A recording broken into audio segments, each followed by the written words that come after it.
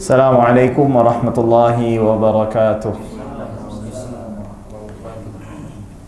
Alhamdulillahi rabbil alamin. Wabihi nasta'inu ala umuri dunya waddin. Wassalatu wassalamu ala al-mab'uthi rahmatan lil alamin, Sayyidina Muhammadin wa ala alihi wa sahbihi wa man tabi'ahum bi ihsanin ila yaumiddin. Qala Allah subhanahu wa ta'ala, ya ayyuhalladzina amanu taqullaha haqqa tuqatihi wa la tamutunna illa wa antum muslimun.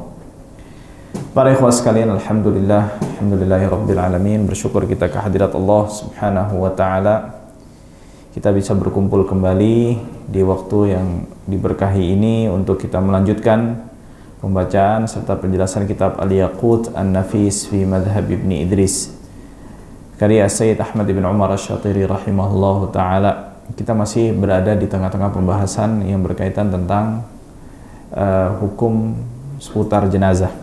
Kita sampai kepada ucapan penulis arkanus sholati 'alal mayyit, rukun sholat jenazah.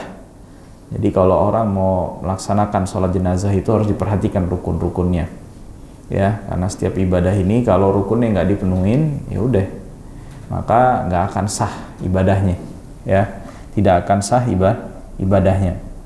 Di sini penulis rahimahullahu ta'ala mengatakan arkanus salati 'alal mayyiti sab'atun. Jadi rukun salat, ya, jenazah itu ada 7, ya.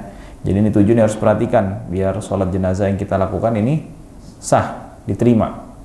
Sebelum itu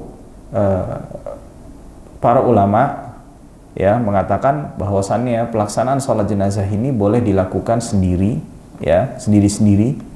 Akan tetapi lebih ditekankan, lebih dianjurkan untuk dilakukannya secara berjamaah. Bahkan semakin banyaknya orang yang mensolatkan atas jenazah yang meninggal, mayit seseorang yang meninggal, semakin banyak itu akan semakin baik. Dan terdapat fadilah khusus yang berkaitan dengan banyaknya jumlah orang yang mensolatkan, ya, jenazah. Di dalam sebuah hadis, diantaranya, ya, di dalam sebuah hadis yang dikeluarkan, ya, oleh Al-Imam Abu Daud Tirmidzi, ya, di mana Rasulullah sallallahu alaihi wasallam bersabda, "Ma min muslimin yamutu fayusalli alaihi thalathatu sufufin minal muslimin illa aujaba." Ya, jika, ya, seorang muslim meninggal lalu disolatkan, ya, yang mensolatkan ini ada 3 baris, ya, ada 3 baris, melainkan Allah subhanahu wa ta'ala akan mewajibkan bagi orang muslim ini akan mendapatkan apa? Ampunannya, rahmatnya, ya, atas dosa-dosa yang dia lakukan, atau menambah tinggi derajat daripada pahala orang tersebut, ya. Nah, dari sini jadi seorang itu kalau misalnya mensolat mayit itu, kalau misalnya ada berapapun jumlahnya, sebisa mungkin untuk membagi jumlah orang tersebut menjadi 3 sof. Jangan hanya udah 1 sof aja, panjang itu jangan. Tapi kalau bisa dibagi menjadi 3 sof, walaupun sof yang terdepan, ya, ataupun sof yang setelahnya itu nggak sampai memenuhi tempat di mana dilaksanakannya sholat jenazah tersebut. Di dalam hadisnya yang lain diriwayatkan Imam Muslim, "Ma min mayyitin tusalli alaihi ummatun minal muslimina yablughuna mi'ah." Ya, tidaklah setiap mayit dari orang muslim ini meninggal lalu disolatkan 100 orang, kulluhum yashfa'una lah, dan semua orang yang mensolatkan ini, 100 orang ini memberikan syafaat untuk orang tersebut, illa syufi'u bihfih, melainkan Allah subhanahu wa ta'ala akan memberikan syafaat untuk lewat mereka. Dalam hadisnya yang lain juga diriwayatkan Imam Muslim, "Ma min rajulin muslimin yamutu fayaqumu ala janazatihi arba'una rajulan la yusyrikuna billahi syai'an." Tidaklah seorang muslim itu meninggal lalu yang mensolatkan ini mencapai 40 orang. 40 orang yang dimana 40 orang ini tidak menyekutukan Allah Subhanahu wa taala, illa syafa'ahumullahu fi, melainkan Allah Subhanahu wa taala akan memberikan syafaat lewat orang-orang yang mensolatkan tersebut, ya. Nah, dan tidak dianjurkan menunda pelaksanaan sholat jenazah, kecuali ya mengharapkan kehadiran seseorang ya daripada keluarganya, ya. Tapi menunggunya itu juga bukan dengan waktu yang lama, ya. Kalau hanya sebentar saja nggak ada masalah, ya. Bahkan para ulama juga mengatakan, ya, kalau seseorang ini menunda dalam artian untuk menunggu orang lebih banyak lagi, itu juga tetap disunahkan, ya. Jadi hukum asalnya tidak disunahkan untuk menunda pelaksanaan sholat jenazah, akan tetapi penundaan ini menjadi disunahkan dengan beberapa kondisi. Kondisi yang pertama adalah apa? Menunggu keluarganya. Terus yang kedua adalah siapa? Kedua adalah apa? Kalau misalnya menunggu orang berkumpul untuk mensolatkan jenazah. Karena hadis-hadis yang tadi, ya, bahwasannya orang yang disolatkan 40 sampai 100 orang melainkan akan mendapatkan syafaat. Tentu kedua kondisi tersebut disyaratkan selama dalam penundaan tersebut tidak mengakibatkan perubahan bentuk pada diri jenazah atau jasad daripada jenazah tersebut. Kalau sampai udah merubah bentuk, ya sudah, artinya adanya proses-proses yang biasa terjadi pada jenazah itu mulai terjadi, maka hendaknya apa? Untuk segera dikebumikan atau dimakamkan. Nah,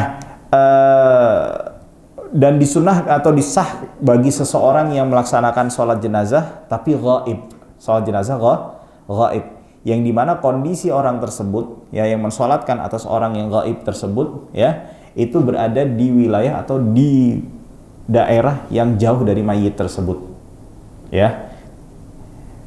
Dia di daerah yang ada jauh daripada mayit tersebut, ya. Dan juga boleh untuk mensolatkan mayit yang baru saja dikuburkan. Boleh tuh di kuburannya. Tidak ada masalah. Jadi ada mayit nih, meninggal, nggak sempat kita nyolatin. Sholatin aja di mana? Kuburannya. Iya, sudah dikubur. Ya, sebagaimana yang dilakukan oleh Nabi Muhammad SAW, ya, ketika ada seorang, ya, dalam riwayat perempuan, ada yang bilang laki-laki, bahwasannya orang ini biasa melakukan apa? Bersih-bersih masjid. Terus meninggal orang ini. Nggak pakai dibilang Nabi, toto langsung dikuburin. Keesokan harinya Nabi Muhammad nyari, mana nih orang ini? Kasih tahu, ya Rasulullah, orang ini sudah meninggal, terus dimakamkan, ya. Lalu Rasulullah SAW mendatangi kuburan orang tersebut dan mensolatkan orang tersebut ketika dia sudah sudah di dalam kondisi sudah dikuburkan, ya. Nah, kembali lagi tadi masalah yang tadi sholat ghaib, ya. Sholat ghaib itu nggak sah kalau dilakukan oleh seseorang yang memang satu kota dengan mayit yang meninggal tersebut. Misalnya yang meninggal itu orang Jakarta, terus sholatin ghaib, itu nggak sah, nggak boleh. Syaratnya seseorang yang meninggal tersebut yang disolatkan secara ghaib itu berada di tempat yang jauh daripada orang yang mensolatkan ghaib, ya. Kalau misalnya dia mau sholatin ketinggalan sholat, bagaimana sholatnya? Sholatnya di kuburannya aja. Sholatnya di mana? Di kuburannya, bukan di mana? Di sholat ghaib, ya. Baik, kita masuk kepada rukun yang pertama. Yang pertama adalah niat, ya. Niatnya adalah diantaranya yang diucapkan atau yang dihadirkan di dalam hati. Nawaitu sholata ala hadzal mayyiti fardhu kifayatin aw fardhon, ya. Saya niat sholat, ya, mensolatkan mayit ini, jenazah ini, yang dimana hukumnya adalah fardu kifayah, ya.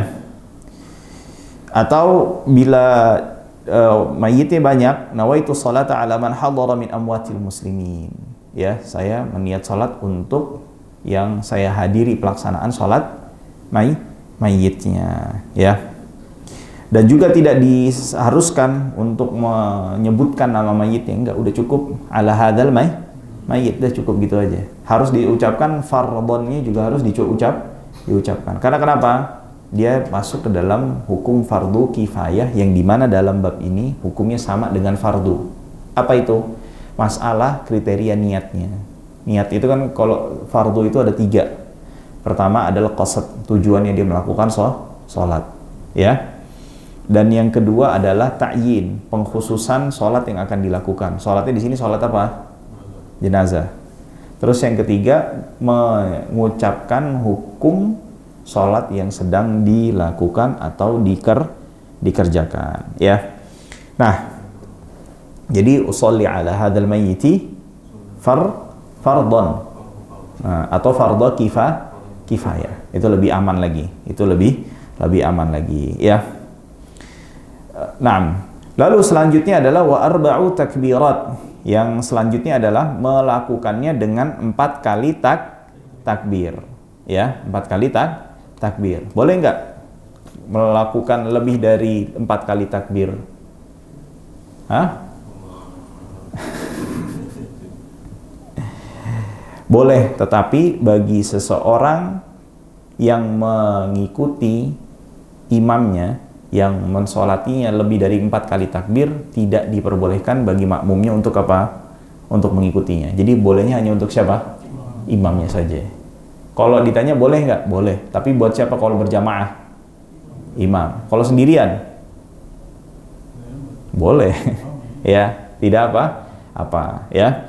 Hal ini berdasarkan banyak beberapa hadis yang tadi menyebutkan Rasulullah Shallallahu Alaihi Wasallam sholat jenazah, ya, dengan melakukannya sebanyak 4 kali takbir. 5 kali takbir. Adapun 4 kali takbir, hal ini berdasarkan hadis yang dikeluarkan Imam Bukhari dan juga Imam Muslim.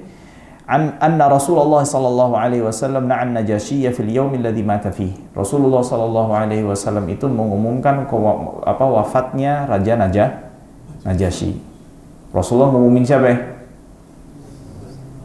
Jadi boleh nggak ngumumin ada orang meninggal? Hah? Boleh nggak? Boleh. Siapa yang bilang nggak boleh? Itu. Ada. Ya udah. Ya udah. Ya. Rasulullah nih ngumumin wafatnya siapa? Najasyi. Ya. Naam. Lalu fil yaumil ladzi mata fihi, di hari di mana Najasyi itu meninggal. Nah, ini menunjukkan akan apa? Keistimewaan Nabi Muhammad SAW, ya, di mana Allah memberitahukan suatu hal yang mungkin tidak diketahui oleh orang yang ada di Madinah. Intinya di kondisi tersebut nggak akan mungkin orang tahu kecuali orang yang mendapatkan apa? Wahyu. Ya. Wa kharaja bihim ilal musalla, Rasulullah sallallahu alaihi wasallam keluar menuju musalla. Musalla ini apa ya? Bukan musalla kayak kita. Musalla tuh kalau dulu zaman Nabi itu lapangan tempat pelaksanaan sholat Id, tempat pelaksanaan sholat jenazah, ya. Fasaffa bihim wa kabbara alaihi 4 takbirat. Lalu Rasulullah sallallahu alaihi wasallam menyusun safnya para sahabat dan melakukan sholatnya dengan 4 kali takbir. Nah, adapun yang 5 kali takbir itu ada hadis, ya. Ada beberapa hadis yang menunjukkan akan hal tersebut, ya, di mana Zaid ibn Arqam, ya, dalam riwayat Muslim, ya, Zaid ibn Arqam mengatakan bahwasanya Rasulullah Shallallahu Alaihi Wasallam ketika sholat jenazah itu melakukannya dengan 5 kali takbir. Jadi boleh untuk menambahkan takbir kelima. Tapi sekali lagi bagi makmum itu tidak diperbolehkan. Baik. Lalu selanjutnya adalah wal qiyamu 'alal qadiri, ya, wajib bagi orang yang sholat jenazah ini untuk melakukannya sambil berdiri bagi yang mampu. Lihat, di sini hukumnya fardu kifayah kan? Tapi dalam masalah ini ada hukumnya sama atau memiliki kemiripan dengan fardu ain. Apa diantaranya? Tidak sahnya sholat dilakukan kecuali sambil berdiri, ya. Nah, hal ini juga sebagaimana yang Nabi Muhammad SAW sampaikan dalam sebuah hadis, sholli qa'iman, salatlah sambil berdiri. Fa in lam yastati', kalau dia nggak bisa apa di sini? fa in lam yastati'il qiyama fasalli qa'idan. Kalau tidak bisa duduk, ya, maaf, tidak bisa berdiri, sholatlah sambil duduk. Nah, para ulama menjelaskan, jadi nggak asal setiap ada sakit aja dia langsung atau main duduk aja, nggak begitu para ulama. Kalau misalnya masih mampu untuk bersandar, misalnya dengan tongkat, dia punya tongkat, dia harus pakai tongkat dulu. Bisa dipahami?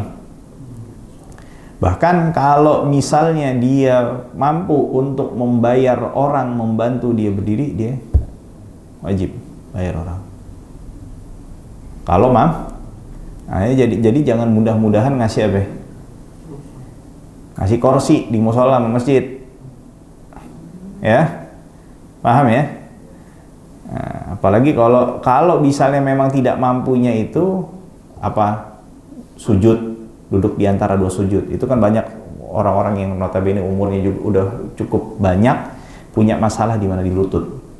Biasanya berimbasnya di mana? Kesulitan ketika sujud, ketika duduk di antara dua sujud. Nah, itu kalau kayak begitu udah dia sholatnya sambil berdiri ketika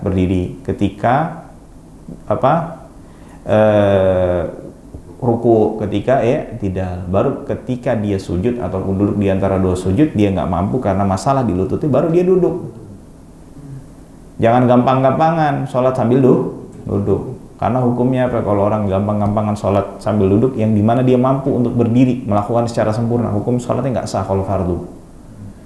Kalau hukum sholatnya fardu wajib, saat sholatnya tidak sah. Kalau dia melakukannya saat sholat sunnah, dia mendapatkan separuh pahala daripada sholat sunnahnya. Ya, nah, itu dia, makanya belajar fikih. Ya, fikih dipelajarin. Fikih itu wajib, harus dipelajari. Biar tidak hidup kita nggak ngasal. Hidup tidak nggak ngasal. Orang yang nggak belajar fikih, maaf, kebanyakan hidupnya ngasal. Bener nggak?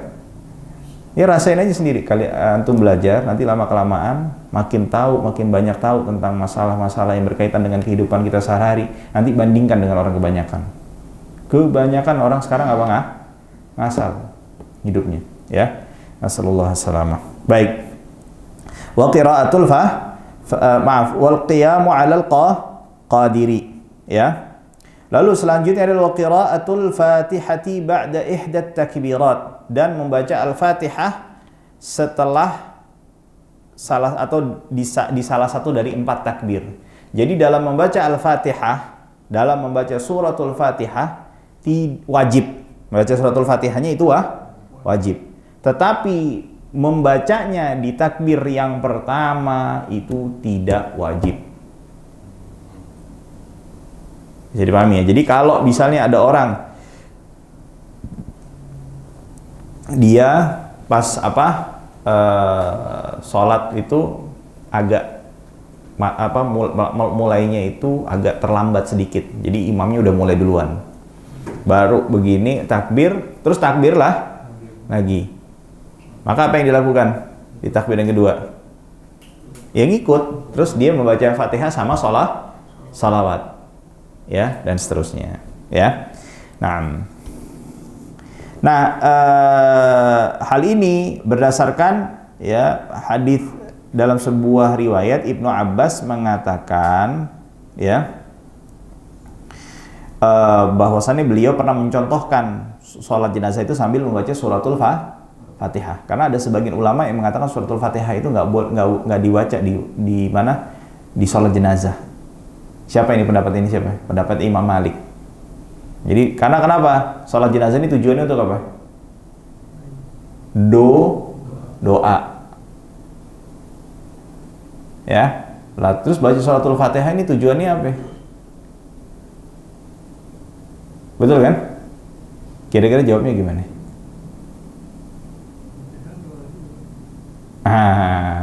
Itu dia. Al-Fatihah itu isinya apa? Doa kan?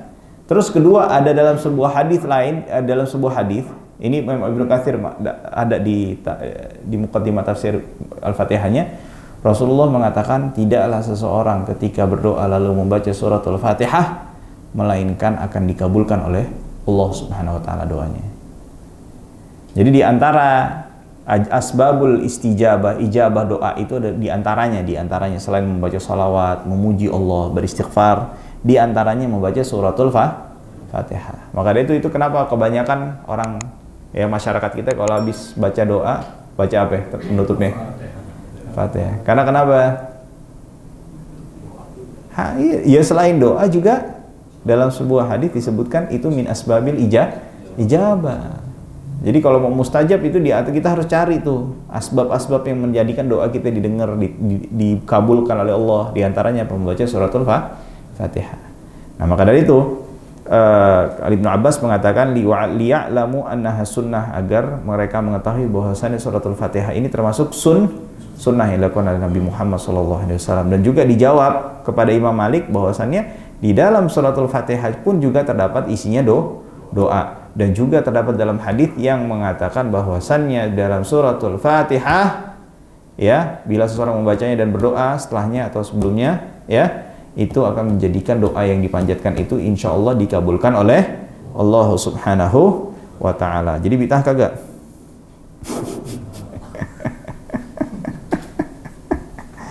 Baik. Lalu Imam An-Nawawi mengatakan fayajuzu an yaqra al-Fatihata ba'da takbiratil ula atau ba'da ghairiha. Dibolehkan, boleh seseorang untuk membaca suratul Fatihah ya di takbir yang setelah takbir yang pertama atau di takbir-takbir yang lainnya dari 4 takbir tersebut yang diwajibkan untuk dilakukan di dalam melaksanakan sholat jenazah. Lalu beliau mengatakan walakinnaha ba'dal ula aula, akan tetapi setelah takbir yang pertama itu yang lebih afdal ya. Dan juga di antara yang menunjukkan akan kesunahan tersebut ya, dalam sebuah hadis Umamah ibn Sahal ya mengatakan as-sunnatu fis salati 'alal janazati an yaqra'a fit takbiratil ula bi ummil qur'ani makhafatah ya. Yang sunnahnya bukan wajib ya, sunnah bahwasannya membaca suratul Fatihah itu afdalnya setelah takbir yang pertama ya, jelas ya. Nah bukan wajib. Lalu kenapa wajibnya baca suratul Fatihah? Dalilnya apa? Keumuman dalil diantaranya ya, la salata liman lam yaqra bi fatihatil kitab. Tidak sah salat seseorang yang tidak membaca suratul Fatihah. Baik.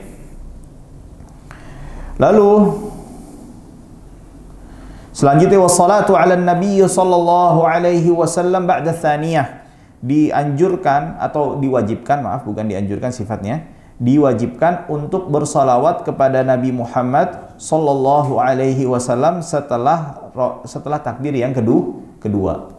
Minimalnya apa? Mengucapkan Allahumma sholli ala Muhammad. Udah, itu sudah melaksanakan rukunnya.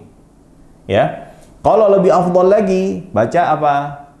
Salawat Ibrahimiyah yang diajarkan oleh Nabi Muhammad sallallahu alaihi wasallam ya, di dalam sebuah hadis ya.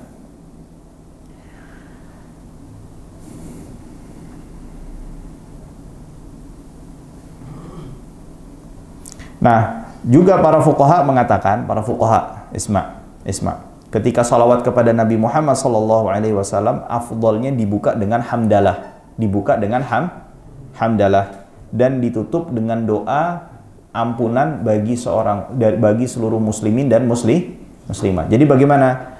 Alhamdulillahi rabbil alamin, Allahumma salli ala Muhammad, dan seterusnya sampai innaka hamidum majid. Lalu Allahumma ighfir lil mu'minina wal mu'minat. Baik.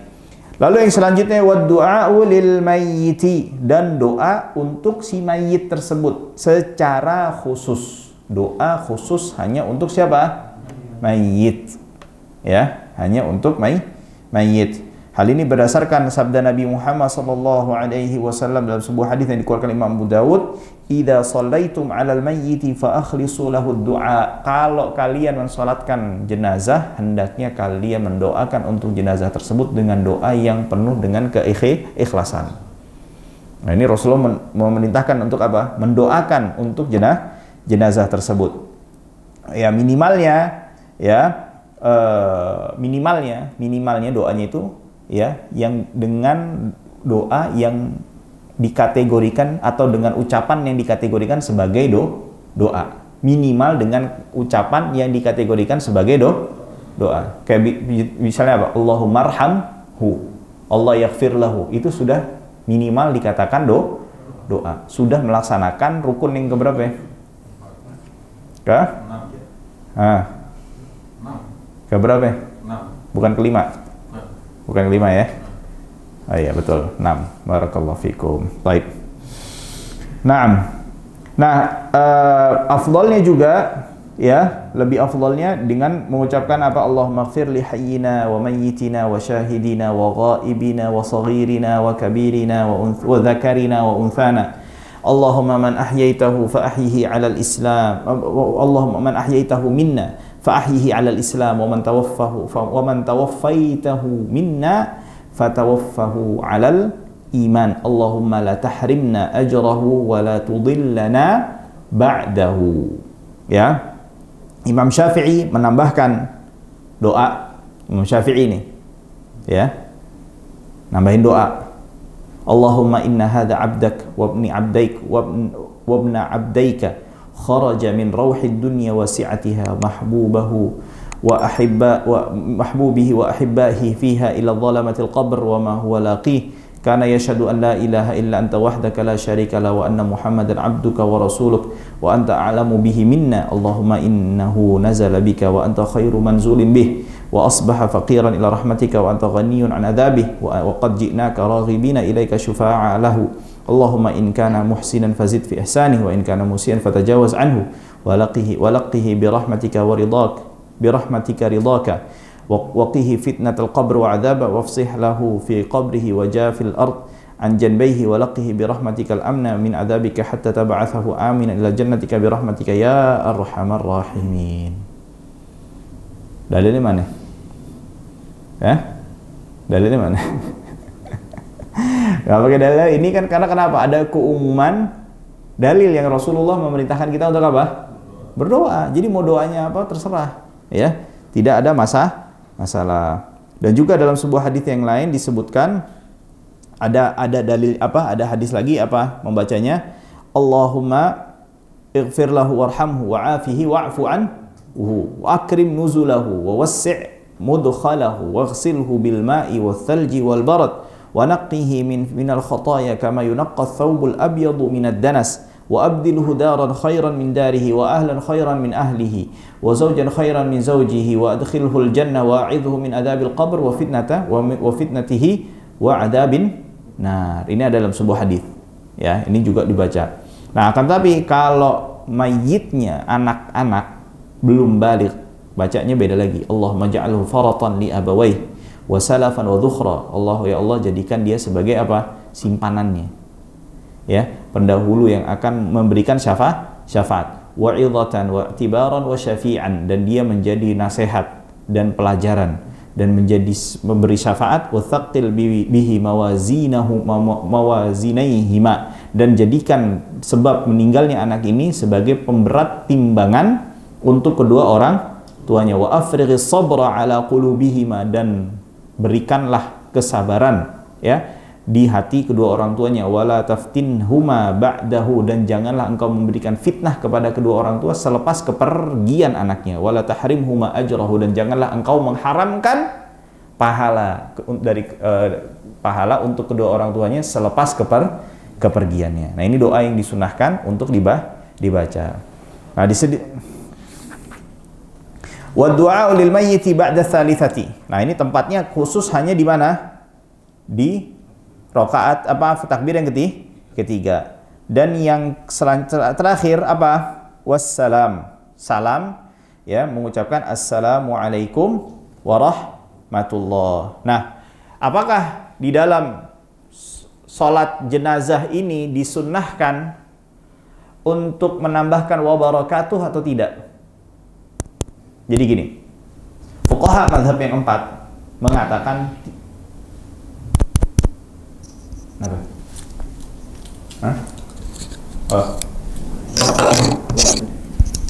Tidak disunnahkan ya Di dalam sholat itu ketika salam menambahkan wa barakatuh.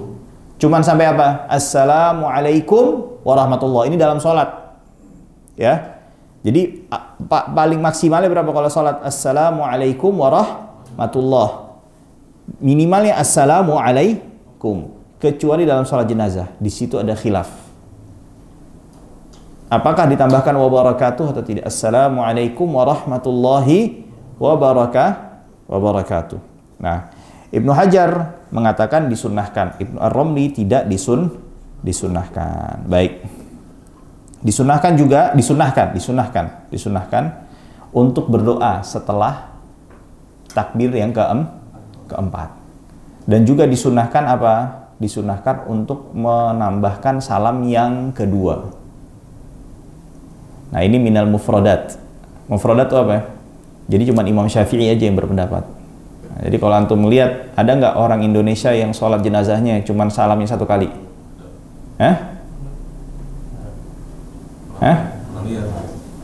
Iya, maksudnya mayoritasnya. Nggak ada kan? Orang sekarang aja yang mungkin pernah habis belajar di luar negeri, di Saudi atau di mana. Ini menunjukkan akan apa? Mazhab Syafi'i itu sudah mengakar, disadari maupun tidak disadari, diakui maupun tidak diakui. Jelas ya? Nah, itu dia. Nah, baik, selanjutnya dafnul mayyiti, ya, maksud penjelasan tentang menguburkan mayit. Di sini penulis rahimahullahu taala mengatakan aqallu dafnil mayyiti an yakuna fi hufratin taktumur raihatahu wa tahrusuhu minas siba'. Aqalnya, minimalnya di sebuah lubang yang bisa melindungi mayit ketika dikuburkan di dalam lubang tersebut, ya, daripada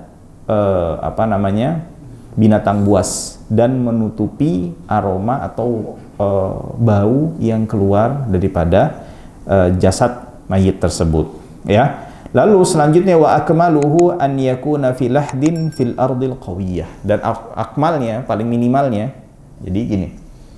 Kalau minimalnya itu udah cukup begini aja nih, misalnya permukaan tanah ya. Udah begini aja udah cukup sebetulnya. Dikuburin dah, ya. Nah, tapi afdolnya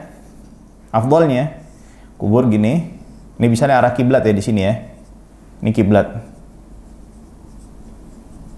Ya.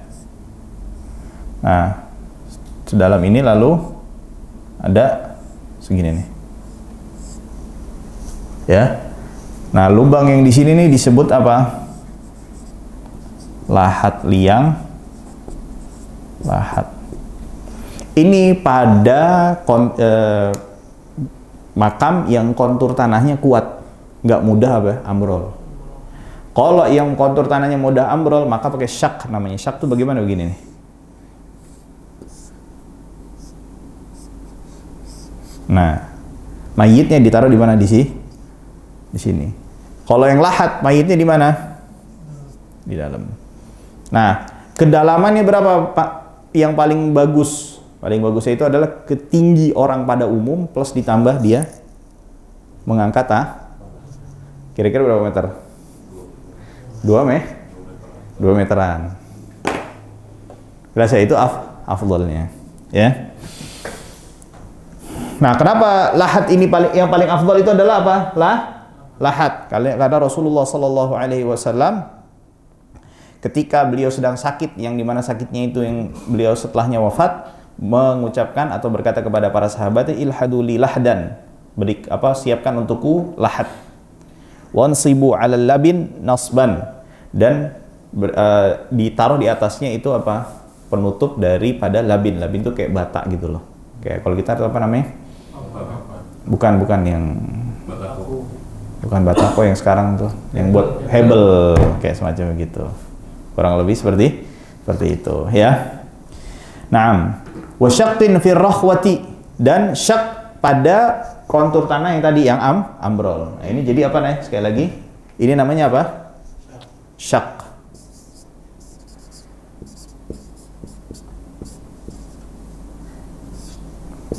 Ya, syak. Bukan syak pakai kaf. Kalau kaf itu artinya keraguan. Kalau syak itu adalah irisan atau belahan. Ya. Nah. Wa an yakuna wasi'an. Dengarkan ya. Wa an yakuna wasi'an wa umquhu qamah, dan kedalamannya setinggi orang kebanyakan. Wa bastah fihima, dengan merentangkan tangannya dan mengangkat tangannya ya. Nah, itu yang disampaikan oleh penulis, cuman itu aja. Ada beberapa masalah yang harus disampaikan yang berkaitan dengan sholat masalah menguburkan mayit ya. Yang pertama, afdolnya cara memasukkan mayit itu bagaimana? Memasukkan jenazah. Ada namanya sal. Itu gimana caranya? Ini afdolnya nih ya, kita bicara afdol. Ini kuburan ya. Ya. Ini nanti kan jadi nisannya kan? Paham ya? Nah, jadi naruh jenazah itu di sini. Kerandanya nih. Ya. Naruh kerandanya di sini. Ini kepalanya. Ya. Dari kaki. Hah? Dari kaki. Bukan, dari kepala. Maksudnya masukin yang pertama kepala. Jadi begini. Maksudnya dari bawah terus nanti dia begini. Hah? Iya. Turun kepalanya turun. Iya, kepalanya turun duluan. Kepalanya turun duluan. Kalau tidak memungkinkan kondisinya, baru cara yang kedua yang lebih afdal adalah arad. Arad itu yang biasa dilakukan kebanyakan di sini. Dari samping. Jelas ya? Nah, terus yang menerima itu sambil baca bismillahi wa ala millati Rasulillah. Jelas ya? Itu dia. Nah, lalu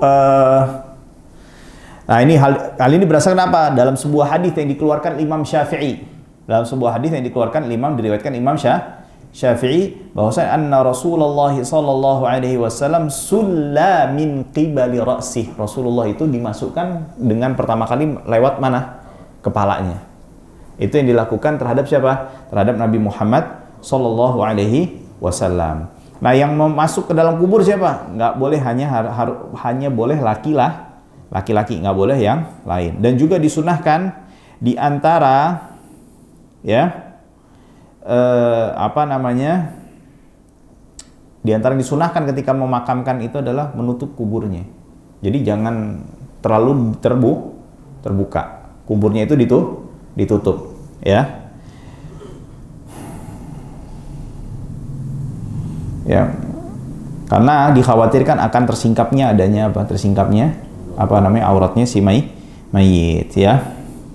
Nah, juga disunahkan si mayit itu ketika dimasukkan ke dalam lahat untuk bersandar pada posisi tidur pada sisi kanannya.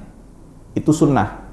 Tapi wajibnya apa? Harus ngadep kiblat. Bahkan sampai para ulama mengatakan apa? Kalau seandainya si mayit ini dikuburkan dengan kondisi tidak menghadap kiblat, yang dimana hukum asal kuburan itu setelah ditutup, ya itu tidak boleh dibongkar lagi, kecuali beberapa kondisi, di antaranya si mayit itu dikuburkan dalam kondisi tidak menghadap kiblat. Nah, ini hati-hati nih, orang suka lebay tapi sotoy. Apa itu, bagaimana? Itu ciumin ke tanah. Akhirnya apa? Si mayit itu jadi ngadep ke bawah, akhirnya nggak ngadep kiblat. Haram, itu nggak boleh begitu. Ya, yang wajibnya dia ngadep kemana? Kiblat. Ya, nah itu maka dari itu disunahkan taruh di sini tanah, di belakangnya tanah, supaya apa? Supaya memastikan si mayit ini nggak bergerak, dia dalam kondisi apa? Miring ke arah kiblat. Ya, nah. Lalu juga yang selanjutnya yang disunahkan adalah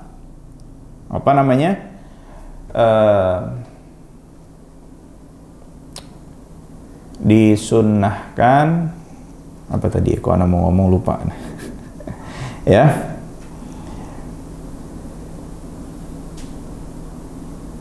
Nah, disunahkan untuk menjadikan kuburan baru itu apa? seperti apa namanya? Gundukan. Gundukannya itu seukuran apa? Seukuran punuknya unta. Dan dilarang, haramun, haramun, haram. 3 kali anak ngomong nih. Ya. Membangun atau menyemen kuburan. Apalagi kalau ini bicaranya konteksnya kalau kuburannya di mana? Kuburan umum. Kuburan umum. Kenapa haram? Haramnya dari sisi apa?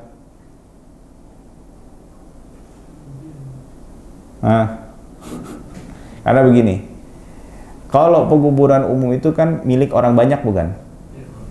Jadi kita boleh mengambil sesuai kebutuhannya nggak? Prinsipnya kan begitu kan? Kalau kita ngambil di luar atau melebihi daripada kebutuhannya apa? Artinya kita mengambil haknya orang sedikit maupun banyak. Paham ya? Nah sekarang kebutuhan kuburan itu kira-kira perlu berapa meter? Kalau dikasih semen, kasih apa namanya? Keramik, akhirnya menjadikan apa?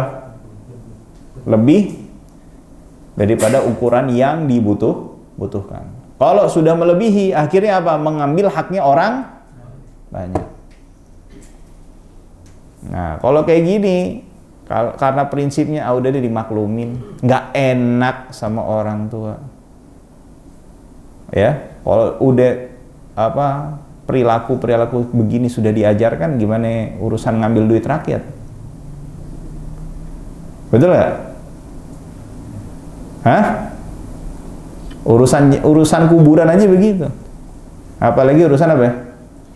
Jenazah, ya. Itu makanya itu Islam tuh ngajarin benar-benar mana haknya, mana yang nggak boleh, mana yang ini. Itu diajarin di mana? Di ilmu fikih. Kalau orang nggak belajar ilmu fikih, bisa jadi tidak sadar dia mengambil haknya orang lain tanpa dia ketahui. Jadi itu hati-hati, ya. Nah juga disunnahkan kata Imam Nawawi, dengarkan. Kata Imam Nawawi, yustahabbu an yaq'uda indahu ba'dal faraghi sa'atan. Orang yang habis menguburkan jenazah, yang menguburkan itu hendaknya jangan langsung pulang, tapi diem di situ, duduk. Qadra ma tunharu jazurun, seukuran disembelihnya unta.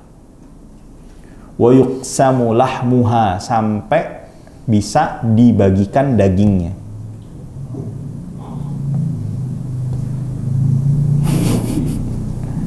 Kata Imam Nawawi, dengerin, Imam Nawawi ini yang ngomong. Imam An-Nawawi, ya, Abi Zakaria Yahya ibn Syaraf An-Nawawi, bukan Faris Baswedan, bukan Faris yang ngomong, ya. Wa yashtaghilu al-qa'iduna, dan orang yang menunggu di situ, ya, hendaknya menyibukkan dirinya dengan bitilawatil Quran, baca Quran.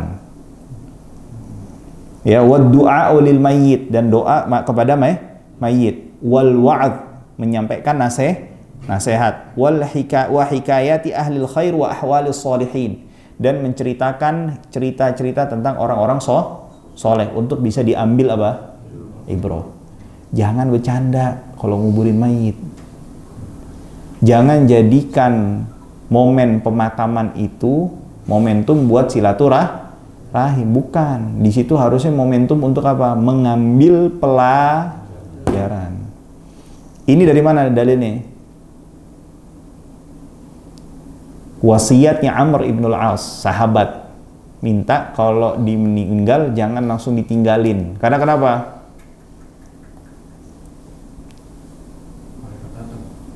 Iya, jadi kata Amr ibn al-As, sampai urusan saya sama malaikat, hitung-hitungan saya selesai, baru kalian pergi. Kata Amr ibn al-As, perkiraannya yaitu seukuran disembelihnya onta sampai dibagikan dagingnya. Kurang lebih berapa lama tuh? Yang tukang sembelih sapi di sini siapa? Berapa lama? Kurang lebih 1 jam ada? Oh, ya udah. Itu kata siapa? Amr ibn al-As. Ya? Nah, itu dia. Nah,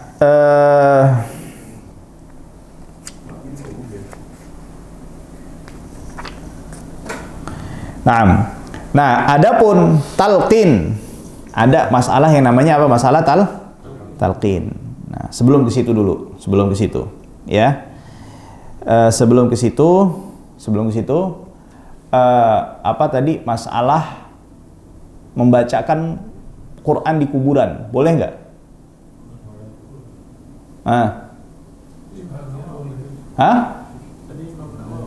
Imam Nawawi bolehin. Ada salah seorang sahabat meninggal, dia berwasiat untuk membacakan akhir suratul Baqarah di kakinya, di kepalanya membaca suratul Fatihah. Baca apa itu? Quran. Jadi bid'ah nggak baca Quran di kuburan? Bahkan ulama mengatakan disunahkan setiap ziarah kubur membaca Quran untuk si mayit. Nah, sekarang kan ada dua mazhab nih berkaitan masalah baca Quran untuk mayit. Maksudnya menghadiahkan pahalanya sampai atau enggak? Imam Syafi'i dan Syafi'i yang mutaqaddimin, Syafi'iyah yang dulu mengatakan enggak bisa dihadiahkan pahala Qur'annya. Paham ya? Tetapi mereka tetap, kata Qadhi Husain dalam kitab Rawdatul Talibin, Imam Nawawi menukilkan dari Qadhi Husain, tetap disunahkan. Tujuannya apa? Tujuannya ketika orang ini membacakan Quran atas mayit ini, kan rahmat ini turun. Turun nggak ketika orang baca Quran? Rahmat. Nah, nanti rahmat ini bisa berdampak atau kena kepada siapa? Mayit yang dibacakan di sisinya Al-Quran. Menurut pendapat jumhur, mayoritas ulama, bahkan mutaakhirin Syafi'iyah berpendapat dengan pendapat tersebut, bisanya seseorang yang membaca Al-Quran dengan niat menghadiahkan pahala bacaannya untuk siapa sih mayit. Maka ketika dalam kondisi dia ziarah tersebut sambil meniatkan untuk menghadiahkan pahalanya untuk si mayit. Jelas ya? Nah, ini ada orang, bodoh bin jahil. Dengan PD-nya dia mengatakan membaca Quran di kuburan itu adalah kesyirikan yang paling besar. Videonya kemana-mana itu, rame. Wallah, anak ucapkan buat orang itu, wallah antum jahil. Ya, antum jahil. Bahaya itu. Karena kenapa? Seseorang yang mensyirikkan, mengkategorikan sebuah amal ibadah, amalan soleh sebagai kesyirikan, itu sama saja mencela apa? Perbuatan kebaikan tersebut. Merendahkan, menghinakan perbuatan kebaikan tersebut. Justru orang yang mengatakan dengan perkataan seperti ini dikhawatirkan, Anda tidak bisa memastikan, dikhawatirkan apa? Justru dia melakukan sebuah perbuatan yang dikategorikan sebagai perbuatan kekufuran karena menghina amalan betul nggak? Itu mengenal amalan soleh bagaimana kira-kira hukumnya? Bisa dipahami ya? Nah, itu dia. Nah, adapun ya masalah talqin, disebutkan wasu'ila Syekhul Imam Abu Amr Ibn Salah. Al-Imam Ibn Salah. Siapa Imam Ibn Salah ini? Kenal nggak? Nggak ada yang kenal. Kita kenalan dulu. Imam Abu Amr Ibn Salah Asy-Syahruzuri. Ulama. Dia ini tingkatannya syekhnya Imam Nawawi. Imam Nawawi punya syekhnya Imam Nawawi ini belajarnya sama siapa? Imam Ibn Salah. Beliau ini ahli hadis. Di antara karyanya itu komentar beliau terhadap Sahih Muslim. Dan beliau punya kitab yang namanya Muqaddimah Ibnu Salah. Ini menjadi kitab rujukan seluruh penuntut ilmu hadis. Tidak ada orang yang belajar hadis pasti ngerujuk kepada kitabnya siapa? Ibnu Salah tersebut. Bohong kalau nggak dia ngomong nggak ngerujuk sama kita, nggak mungkin. Pasti kalau diurut-urut pasti rujukan kepada siapa? Ibnu Salah. Ya. Beliau pernah ditanya dalam fatwanya an hadza talqin, ya, mengenai talqin. Faqala fi fatawihi kama naqalahu anhu Nawawi, sebagaimana yang dinukilkan oleh Imam Nawawi. Jadi Imam Nawawi menukilkan fatwanya siapa? Ibnu Salah. Lihat, siapa yang nukil? Imam Nawawi. Karena Ibnu Salah siapa? Syekhnya Imam Nawawi. Di dalam kitab Al-Talqin huwa alladzi nakhtarahu wa na'malu bihi. Talqin mayit itu setelah meninggal, ya, itulah yang kita pilih untuk diamalkan dan kita mengamalkannya. Wa dzakarahu jama'atun min ashabinal khurasaniyin, ya. Nah, terus beliau mengatakan wa qad ruwina fihi haditsan min hadithi Abi Umamah. Dasar melaksanakan talqin ini sebuah hadis yang diriwayatkan dari jalan sahabat Abi Umamah. Kata Imam Nawawi, laisa bil qaimi isnaduhu, tapi isnadnya itu nggak bisa mencapai derajat hasan. Artinya derajatnya apa ya? Dhaif. Walakin, dengerin, u'tudidha, tetapi dikuatkan dengan syawahid, dengan adilah dalil-dalil yang lainnya. Wa bi amali ahli Syam qadiman, dan praktek perbuatan amaliyahnya penduduk Syam dari zaman dulu. Dari zaman dulu, jadi zaman sebelumnya siapa ya? Imam Nawawi. Lebih salaf mana kita sama Imam Nawawi? Hah? Lebih salaf mana kita sama Imam Nawawi? Nah, ini beliau nukil dari salafnya Imam Nawawi. Nah, lebih salafnya mana lagi? Kita apa salafnya Imam Nawawi? Hah? Ya udah. Jelas ya? Nah, di praktek talqin itu bagaimana? Habis dikuburkan mayit, ucapkan ya fulan, wahai ya fulan bin fulan. Wahai fulan ibnu fulan, udhkuril ahda alladhi kharajta alaihi minad dunya. Ingatlah perjanjian yang dengannya engkau keluar daripada dunia. Apa itu perjanjiannya? Syahadata an la ilaha illallah wahdahu la syarikalah wa anna Muhammadan abduhu wa rasuluh wa anna sa'ata atiyatun, bahwasannya hari kiamat itu pasti akan tiba, wa anna Allah yab'atsu man fil qubur, dan Allah Subhanahu wa taala akan membangkitkan setiap yang berada di kuburan. Qul, katakanlah, kita ngomong ke mayit nih, qul raditu billahi rabba wa bil islami wa bi Muhammadin sallallahu alaihi wasallam nabiyya wa bil ka'bati qiblatan wa bil qur'ani imaman wa bil muslimina ikhwana rabbi Allah la ilaha illahu wa huwa rabbul arsyil azim. Ini diantara, ini nggak mesti begini, tapi ini diantara yang dianjurkan untuk dikatakan kepada siapa? Mayit. Emang mayit dengar kalau habis dikuburin? Dengar nggak? Hah? Dengar. Dan ini pendapatnya Ahlus Sunnah wal Jamaah. Di antara bentuk dalilnya apa? Lah Rasulullah habis perang Badar ngajak ngomong mayit. Ngomong ke orang kafir. Nah, sekarang kau dapatkan apa yang telah Allah janjikan untukmu. Kalau mayit itu nggak dengar, ngapain Rasulullah ngajak ngomong? Betul nggak? Ya, nanti ada yang bilang itu dalilnya khusus untuk Nabi. Mana dalil yang mengkhususkan? Yang nggak ada. Rasulullah juga mengatakan nanti ketika orang sudah mendengar langkah, ya, mayit yang mendengar langkah yang membawanya itu sudah makin jauh, baru datanglah siapa? Allah. Artinya apa? Mayit mendengar. Lah terus kalau mayit nggak dengar, ngapain assalamualaikum ya ahlal kubur ngomong begitu? Mengucapkan salam kepada penduduk, setiap orang penghuni kubur. Salamnya direct langsung, wahai keselamatan untuk kalian, wahai para penghuni. Kalau misalnya nggak kedengeran sama mayitnya, ngapain disalamin? Betul nggak? Jelas ya? Nah, jadi, sekarang masalah terakhir. Sebenarnya ada banyak sih masalahnya. Nggak apa-apa nih, lanjut dikit ya. Oke.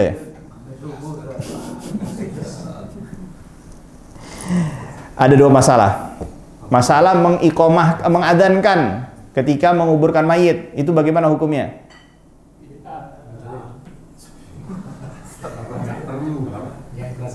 Memang khilaf, ada yang membid'ahkan. Nah, ada yang apa? Bid'ah. Tapi ada yang membolehkan. Apa dalilnya? Dalilnya apa? Dalilnya qiyas. Qiyasnya bagaimana? Kita kalau baru lahir itu kan permulaan hidup di momen dikuburin itu apa? Momen terakhir. Makanya ketika momen pembukaan itu diadzanin, maka momen penutupannya juga diadzanin.